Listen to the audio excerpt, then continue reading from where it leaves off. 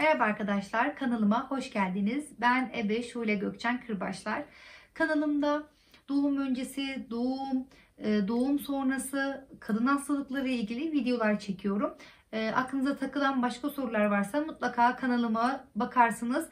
Cevap bulacağını düşünüyorum. Abone olmayı ve beğenmeyi şimdiden unutmayın. Peki bugün hangi konuyu anlatacağız? Bugün etrafımızda artık çok sıklıkla rastladığımız bir durum. Düşük ve düşük belirtileri, düşük ve düşük riski olma durumunu bahsedeceğiz. Şimdi düşük belirtisi nelerdir? Bununla başlayabiliriz. Gebeliğin ilk 3 ayında meydana gelen birkaç damla bile olsa kanamanın görülmesidir. Bizim için bu düşük bir belirtisidir.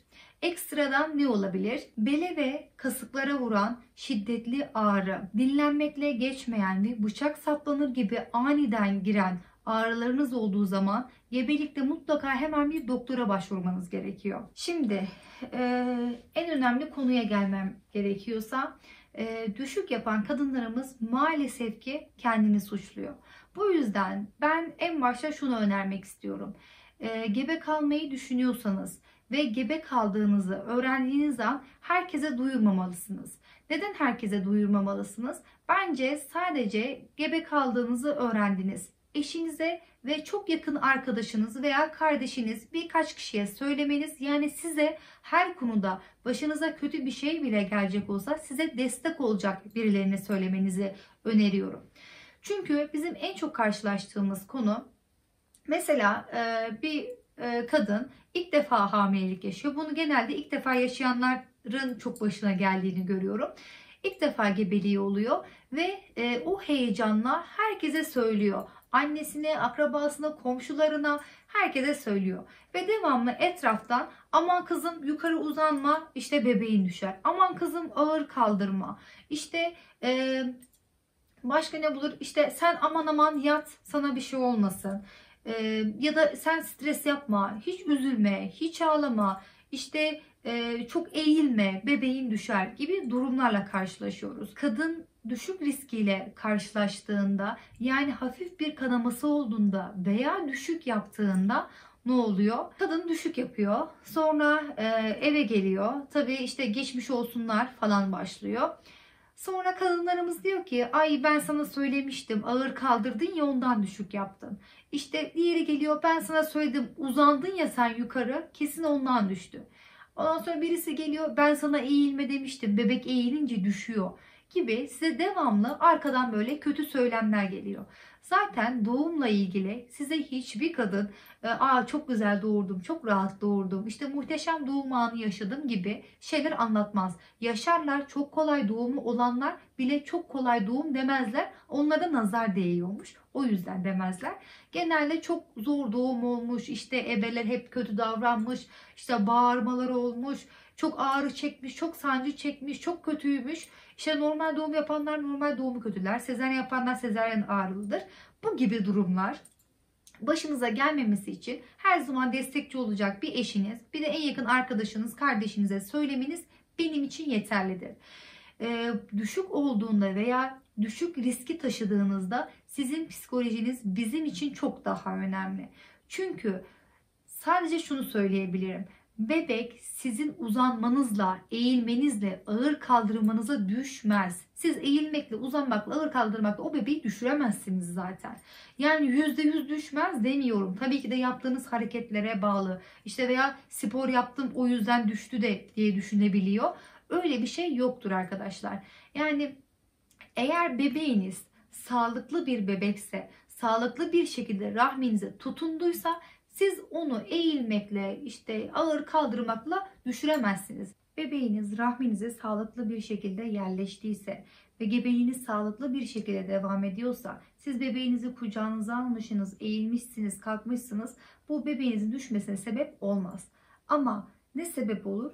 Bebeğinizde kromozomal bir hastalık varsa veya rahminizle ilgili bir sıkıntı varsa, bebeğiniz sağlıklı, vücudunuz sağlıklı olmayan bir şeyi vücudunuzdan uzaklaştırmak istediği için ve size sağlıklı bir gebelik için yer açmak istediği için bu sağlıksız olan gebeliği sonlandırır.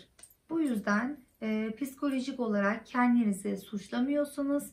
Düşük olmasının sebebi tamamen sağlıksız olmayan gebeliktir. Şimdi bir soru soralım. Düşük olduktan sonra ikinci bir gebeliğe ne zaman hazırlanmalıyım diye en çok sorulan bir soru var. Şimdi aslında düşük yaptığınız ilk adet olduğunuzdan sonra tekrar bir gebeliğe hazırlanabilirsiniz. Ama bizim önerimiz hem vücudunuzdaki hormonların oturması hem de sizin psikolojik olarak daha hazır hissetmeniz için biz 3 aylık bir dinlenme süresi veriyoruz. Bu 3 aylık sürede kendinizi toplarsanız, ne zaman kendinizi her şekilde hazır hissederseniz ikinci bir gebeliğe hazır olmuş olursunuz. Düşüğe sebep olan durumlar var mıdır? Neler düşüğe sebep olabilir? Bunlardan bahsedelim. Şimdi ülkemizde çok büyük bir sıkıntı var. Bu büyük sıkıntı nedir? Ülkemizdeki kadınların %90'ı diyebilirim, kadın doğum uzmanına sadece ve sadece hamile olduğunda gidiyor. Yani bu o kadar komik bir rakam ki sadece kadın doğum uzmanına sanki hamileler gidebilir gibi bir algı var herkeste. Sanki bekar olan bir kız gidemez ya da hamile olmayan bir insan gidemezmiş gibi bir algı oluşturuluyor ve bu bize empoze edilmiş durumda küçüklüğümüzden beri.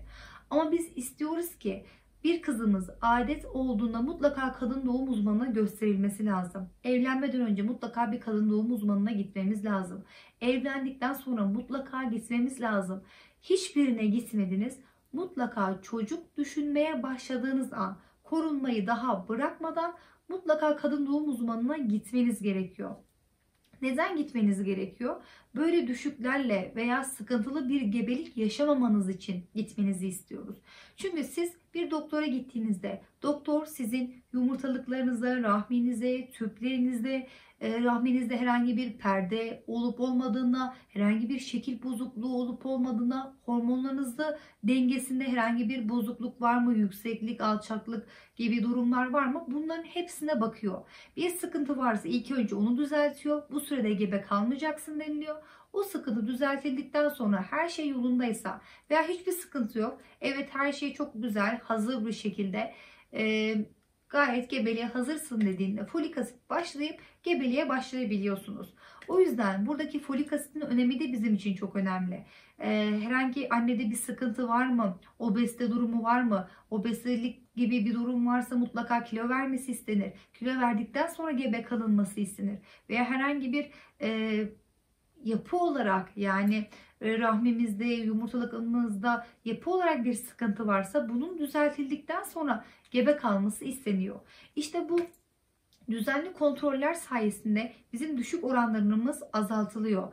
Daha sağlıklı bir gebelik oluşabiliyor. Bu yüzden mutlaka ama mutlaka gebe kalmadan önce bir kadın doğum uzmanına gidiyoruz. Ama plansız bir gebelik oldu. İşte kadın doğum uzmanına ne zaman gitmeliyiz? Gebeliği öğrendiğiniz zaman mutlaka kadın doğum uzmanına gitmeniz gerekiyor.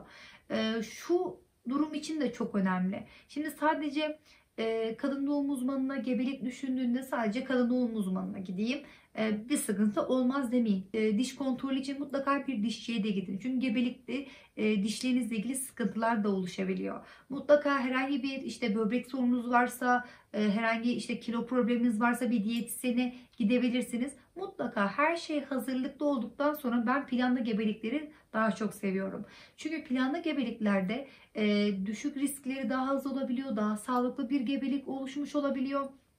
Bu yüzden doktor kontrollerini ihmal etmiyoruz. Peki düşük tehlikesinde tedavi nasıl oluyor? Eğer düşük tehlikeniz varsa, herhangi bir hafif bir kanamanız varsa, hafif hafif ağrılarınız varsa haplarla bu durdurulabiliyor.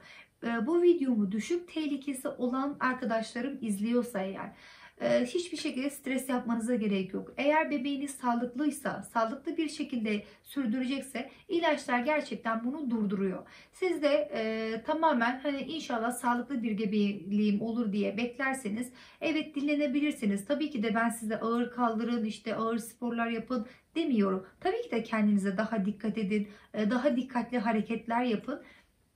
Ama size anlatmak istediğim tamamen hani sizin yapacağınız bir şekilde o bebeği orada tutamazsınız. Dediğim gibi düşük riskiniz varsa, Doktorunuzun önerilerine mutlaka uyun, ilaçlarına mutlaka uyun ve söylediği şeylere dikkat ettiğiniz sürece sağlıklı bir gebeliğiniz de varsa bu sağlıklı bir şekilde devam edecektir. Ama bebeğiniz sağlıksızsa, bir sıkıntı varsa vücudunuz onu tutmayacak ve düşük olarak sonlandıracaktır. Son olarak demek istediğim şey, tamamen kendinizi psikolojik olarak çok hazır hissetmeniz lazım. Psikolojik olarak kendinizi yıpratmamanız gerekiyor.